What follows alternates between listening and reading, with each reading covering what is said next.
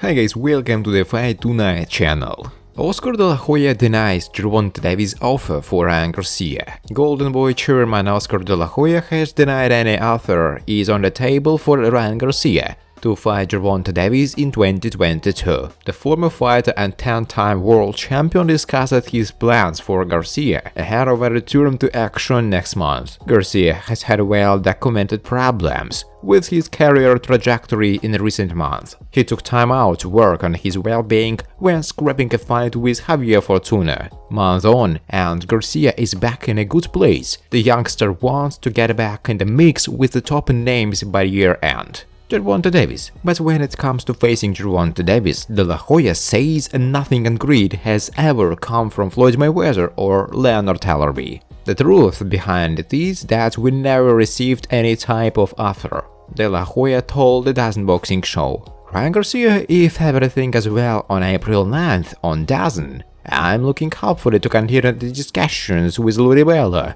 and fight UFC champion George Kambosos, he added. I'm hearing that Loma is having some difficulties getting over to Australia, but we are willing to fly over to Australia and talk to DiBella and make this fight happen next for Ryan Garcia in Australia. That's how committed Ryan Garcia is. Friends, before starting to watch this video, I would like to ask you to subscribe to my channel. If you really enjoy the content, then please subscribe to my channel and keep watching the videos. If you are subscribed, then you receive notifications about the release of new videos. You do not even have to look for anything personally. I really want to get 1000 subscribers on my channel. I'm trying very hard, absolutely every day, and I need your support. Your likes, comments, reposts to social networks. Thanks to everyone who subscribes to my channel. You are my support. Thank you so much. The head of the Matchroom boxing promotion company Eddie Hearn reacted to the news that Ukrainian Vasily Lomachenko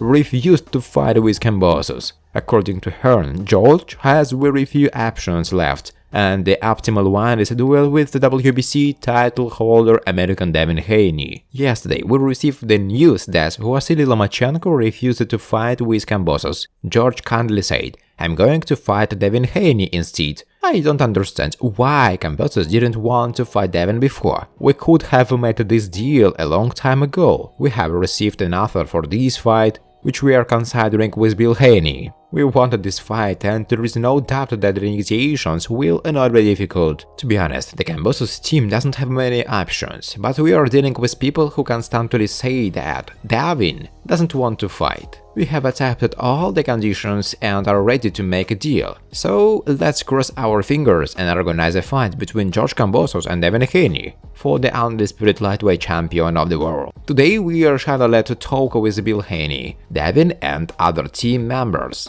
We hope that we will close the deal as soon as possible. The offer we received indicated that the fight should take place in Australia. There are also nuances that you should pay special attention to. Finance is one thing, but the biggest stumbling blocks may be items such as rematch matches and the like. We have to choose the best conditions for Devin Haney, Hearn said. Undefeated Australian prospect of the first middleweight, Team Duo, believes that the absolute lightweight world champion George Kambosos should fight Vasily Lomachenko or Devin Haney in the next fight. The best fight for George, the one that makes the most sense. He has a choice between Loma and Haney. These are difficult fights, but what Kambosos did with Teofimo Lopez was incredible. My respect to him for that. They are heavy fights in the lightweight division, but if Kambosos does his job, it will be just incredible, Team Zoo said in an interview.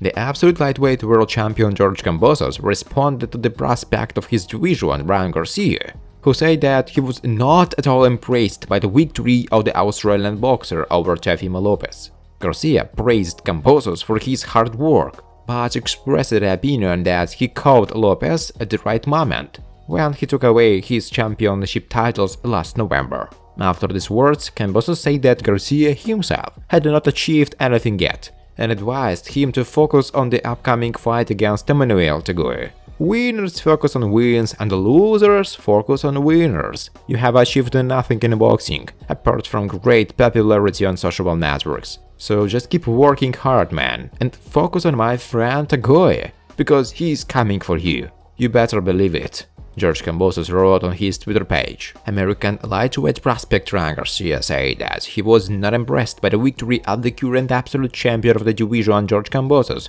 over Lopez. It was a very strange fight. Don't get me wrong, respect to Kambosos for the victory. I don't think he is as skilled as Teofimo. I still don't think he is as skilled.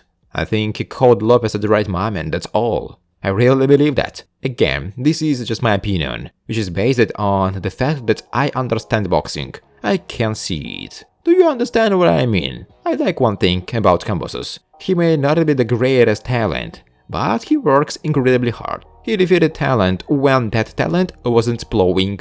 You should never criticize such a guy. I wish he would earn a lot of money and be able to take care of his family forever, Garcia said. Joe Guzan on Ryan Garcia. He's got the it factor.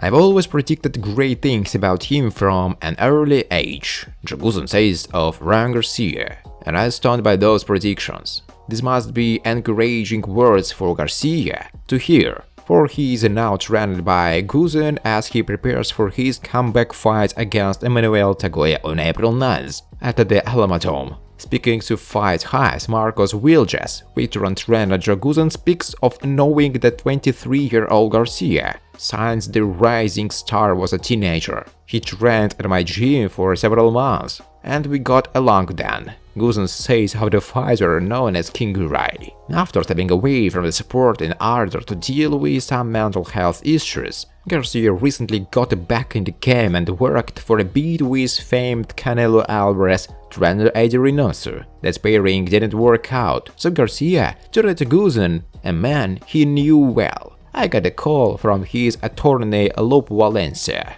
Guzan says at the moment TM Garcia reached out to him for his services in a professional capacity. He broke the news that was the decision Ryan and the family had made and offered me the job. I jumped at it, of course, because I've always really liked Ryan. Guzan got the address to the rumor that Garcia lacks dedication. He really wants to work hard, he says. And he has been working hard. And he always worked hard as far as was concerned.